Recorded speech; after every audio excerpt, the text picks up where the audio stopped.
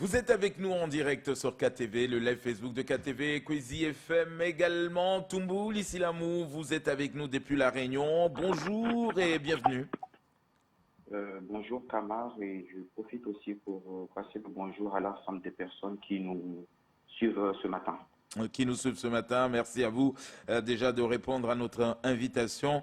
Alors, vous êtes le président, Toumbo, de l'Union des étudiants et des élèves mahorais. C'est vrai qu'on ne parle pas assez souvent, je trouve, de nos étudiants qui sont à La Réunion, qui viennent étudier à La Réunion. On parle plutôt de la métropole parce qu'on pense que c'est trop loin, donc on pense que là-bas c'est plus compliqué qu'à La Réunion. Et pourtant, à La Réunion aussi, chercher son logement, chercher s'installer, arriver, déjà c'est pas facile. Et vous, vous êtes quand même cette union qui accueille ses élèves. Mais dites-moi, Toumboul Issilamou, aujourd'hui, on sait que on demande à tous les passagers venant de Mayotte de faire un test négatif avant d'arriver à La Réunion. Est-ce que là, d'ores et déjà, des étudiants vous ont appelé pour vous dire que c'est pas facile ou qu'ils l'ont pas fait ou qu'ils n'ont pas pu le faire et qu'ils ne pourront pas partir pour venir pour l'instant? Alors, effectivement, nous sommes dans un contexte sanitaire très particulier qui fait que beaucoup de choses ont été décalées par rapport à nos jeunes qui sont bloqués actuellement à Mayotte. Cette crise avec les conditions en fait qui ont été définies par les autorités fait que beaucoup de jeunes sont actuellement bloqués à Mayotte parce que en temps normal, la DOM peut les appeler, par exemple, aujourd'hui pour leur dire vous partez dans 2 jours, ou bien vous partez voilà, demain vous partez. Dans le contexte actuel, c'est pas possible parce que chaque étudiant doit au préalable d'abord faire ce test. Il faut que le test soit négatif et voilà pour pouvoir remplir les conditions pour partir.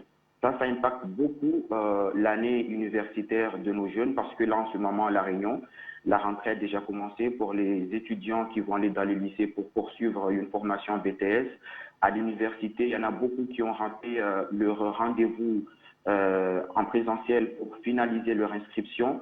Donc oui, ça impacte beaucoup nos jeunes et jusqu'à maintenant, en temps normal, là où on est fin août, normalement tous les jeunes sont déjà en fait soit en métropole, soit à La Réunion.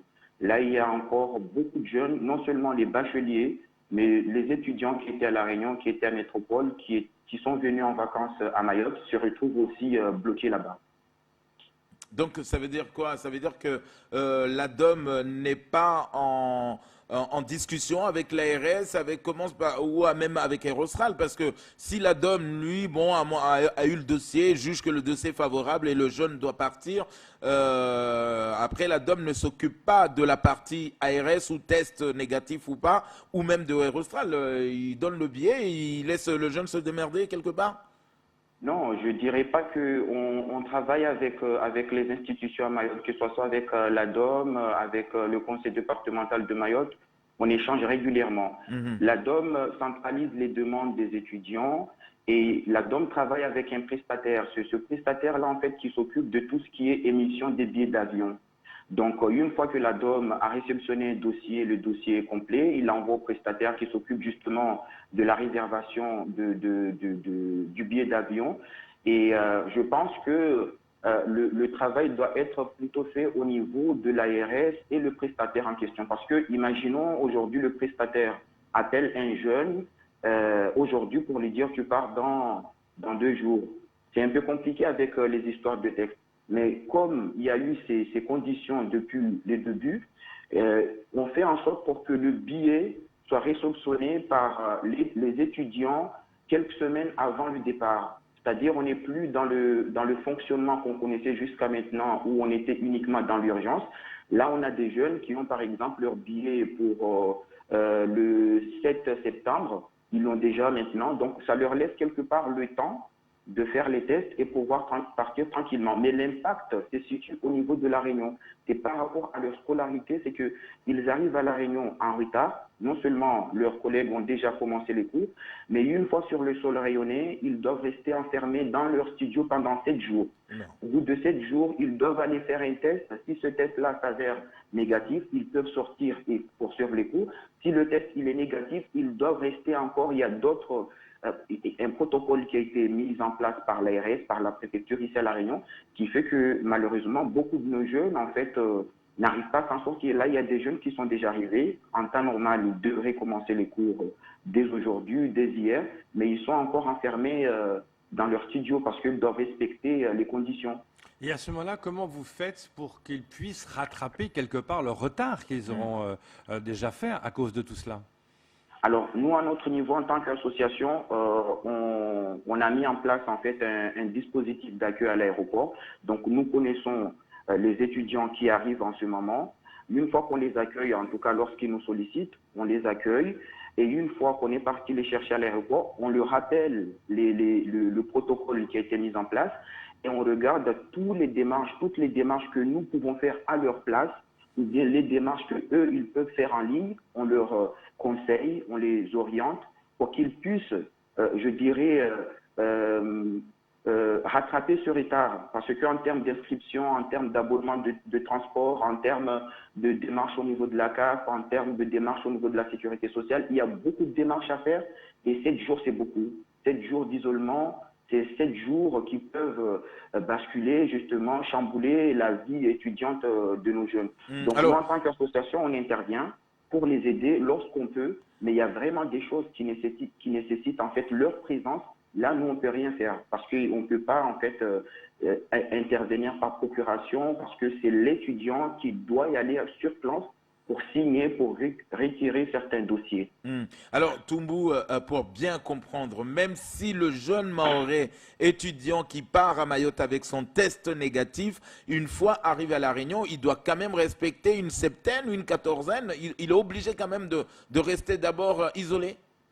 Oui, il est obligé de rester isolé parce que ici, les établissements sont très vigilants. Dès qu'ils voient que c'est un jeune qui vient de Mayotte, ils le voient en fait sur leur dossier d'inscription, ils savent que ce jeune-là vient de Mayotte. Donc la première question qu'on leur pose, vous êtes arrivé quand sur le sol rayonné?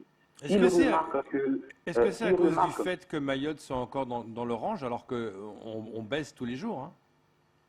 Non, c'est les conditions, ce sont les mesures gouvernementales. C'est-à-dire ici, les autorités respectent justement ces mesures qui sont instaurées par la préfecture. Du moment où le jeune quitte Mayotte, dans son billet, c'est indiqué que le jeune vient de Mayotte et que parmi les conditions, il faut que ce jeune présente un test positif et respecte certaines mesures. Les établissements ont redoublé de vigilance justement pour vérifier tout ça.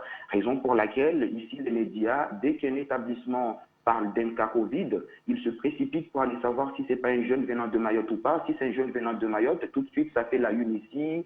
Donc, nous, on essaye de leur dire non, même si vous avez quitté Mayotte en étant négatif, vous arrivez à La Réunion, vous êtes négatif, respectez quand même le protocole établi pour ne pas, justement, subir de nouveau ces attaques qui ne cessent pas par rapport aux médias, par rapport voilà. Oui, donc, parce qu'on sait que quand on fait un test dans les 72 heures, ça ne veut pas dire qu'on ne pourra pas le développer après. Certains disent même que quand on fait un test comme ça, il n'y a que 10% de chances de l'avoir. Et après 7 jours, ça monte à 80%. C'est pour ça qu'on impose peut-être, qu'on demande de faire ce test 7 jours après, hein. Mais personnellement, je ne suis pas spécialiste sur la question, mais je m'appuie sur les documents qu'on nous a transmis, sur lesquels on nous a dit de sensibiliser aux jeunes. Je m'appuie uniquement sur ça. Maintenant, je ne connais pas les réelles raisons qui font que nos jeunes qui arrivent ici, on leur oblige, par exemple, de rester pendant 7 jours enfermés, tout en connaissant que ces jeunes-là doivent commencer les cours. Il y a certaines choses, sachant que c'est pas tout le monde qui respecte ces mesures-là. Je connais beaucoup de personnes qui sont arrivées ici, qui ont déjà commencé les cours, mais là-dessus, vous n'attendrez pas parler de ces jeunes-là parce que ça fait partie des personnes, entre guillemets, qui ne posent pas problème ici. Mais j'en connais plein à l'université. Tous les jours, j'en croise des jeunes qui sont arrivés ici. Je ne citerai pas leur communauté forcément, mais qui ont déjà commencé. Mais il y aura pas de tapage médiatique là-dessus, il n'y aura pas de sortie médiatique là-dessus. Mais je vous garantis, dès que ça concerne un jeune venant de chez nous, ça fait la une ici. Vous avez peut-être suivi Bien sûr, on a même eu le directeur des Infos 974 qui nous disait exactement que les Réunionnais n'étaient pas d'accord déjà par rapport à nos Évassanes. Mais Toumbo, vous êtes association des étudiants et des élèves. Alors, comment vous faites pour avoir aussi le temps pour vous occuper de ces jeunes alors que parmi vous, vous êtes pour la plupart aussi des étudiants ou certains travaillent? Comment vous arrivez, est-ce que vous avez l'aide du conseil départemental aujourd'hui avec un bureau annexe, quelque chose comme ça pour vous épauler dans toutes ces missions? Alors, au sein de l'association, effectivement, il y a des étudiants dans le bureau, il y a des personnes qui ne sont pas étudiants. On a fait ce choix-là justement pour permettre aux étudiants de se concentrer pleinement à leurs études et permettre aussi à ceux qui soit travaillent ou bien n'ont pas d'occupation de pouvoir donner un peu de leur temps dans le cadre de nos actions, de nos activités associatives. Effectivement, on a le soutien du département de Mayotte qui est représenté ici à La Réunion par la délégation de Mayotte, avec qui on travaille ensemble, ça fait déjà des années. On a aussi le soutien d'autres partenaires comme le COUS de La Réunion, comme la CGCS de La Réunion. Cette année, on a le soutien financier du ministère des Outre-mer et de la délégation interministérielle pour l'égalité des chances et de la visibilité des Outre-mer. Donc, il y a d'autres partenaires au niveau de Mayotte. On a l'association Émancipée Mayotte, Caribou Maoré, Réseau Laïki. Tout ce monde-là, on essaye de coordonner, de se structurer pour accompagner au mieux justement ces jeunes-là. C'est-à-dire au niveau de Mayotte, il y a un travail qui est déjà fait par Émancipée Mayotte, Caribou Maoré, Réseau Laïki pour nous permettre quelque part d'amorcer le travail parce que nous, on assure la continuité. Donc, une fois que ces jeunes-là arrivent ici, s'ils ont été accompagnés à Mayotte, nous, on a moins de boulot. Et avec la délégation, le service formation et insertion, le service social et d'autres services de la délégation, on essaye de travailler ensemble, justement, de répartir les tâches de manière à pouvoir accompagner chaque étudiant qui est dans le besoin. Alors, vous avez dit une chose qui est très claire, Tombouli Silamou. Malheureusement, vous avez dit qu'aujourd'hui, un étudiant mahorais qui arrive à La Réunion, tout de suite, voilà, ça fait polémique parce qu'il vient de Mayotte. Ici, on a la crise sanitaire, mais à La Réunion, la crise, elle est là. Est-ce que finalement, si vous résumez aujourd'hui, vous pensez que nos étudiants, d'abord mahorais, et nos élèves vont pouvoir faire une rentrée normale comme les autres communautés qui sont là-bas, ou est-ce que ça va être chamboulé comme l'année dernière? Alors, une rentrée normale, compte tenu du contexte, il y aura pas on ne peut pas parler d'une rentrée normale. Comme je vous l'ai indiqué initialement, la rentrée dans les lycées ici à La Réunion a déjà commencé pour les étudiants qui vont aller en BTS, ainsi de suite. À l'université, là, on est encore sur la vague des inscriptions, mais il y a déjà des facultés qui ont déjà fait des pré-rentrées. Donc, parmi ces facultés-là, en fait, il y a des étudiants mahorais qui sont inscrits dans les lycées. Il y a des étudiants actuellement qui se retrouvent enfermés dans leur studio. C'est-à-dire, on ne peut pas parler d'une rentrée normale. Après, il y a des jeunes qui ne sont pas en BTS, mais qui sont des lycéens tout court, des élèves dans les lycées, dans les collèges, qui, avec leur famille, étaient en vacances à Mayotte, donc ils sont retournés ici. Cette catégorie de personnes aussi se retrouvent enfermées dans leur maison parce qu'il y a tout simplement des conditions qui sont posées et nous, on se doit de respecter ces conditions-là. On aurait aimé que les conditions soient applicables sur tout l'ensemble en fait, des étudiants, l'ensemble des lycéens, l'ensemble des élèves tout court. Mais je dis qu'il y a une attention particulière, il y a une vigilance particulière à l'égard des jeunes venant de Mayotte, tout simplement. Raison pour laquelle nous, ça nous révolte quelque part qu'on ne comprend pas cet acharnement, ces questions. Nous, on accompagnait un jeune à un établissement. Les questions que voilà l'établissement qu'on posait à ce jeune-là, on a été surpris. C'est-à-dire, à la limite, on se croyait à l'aéroport où on allait voyager. Donc, on te pose des questions. Tu viens d'où? Est-ce que tu as ton billet pour vérifier si la date à laquelle l'étudiant est arrivé à La Réunion correspond bien au délai et tout. Donc, il y a tout ça qui fait que, bon, on ne se plaint pas trop, mais c'est les conditions, mais on aimerait que les mêmes conditions, les mêmes mesures soient aussi posées, applicables pour les autres aussi. Donc on ne peut pas parler d'une rentrée normale. La rentrée cette année ne peut pas être normale. Elle est déjà chamboulée avec plein de retard. Mais est-ce que, pour finir, est-ce que c'est quelque chose que vous avez fait remonter au conseil départemental ou à l'ARS de La Réunion et l'ARS de Mayotte? Nous, on remonte les informations par rapport aux institutions, parce que nous, en tant qu'association, on n'a pas vraiment, je dirais,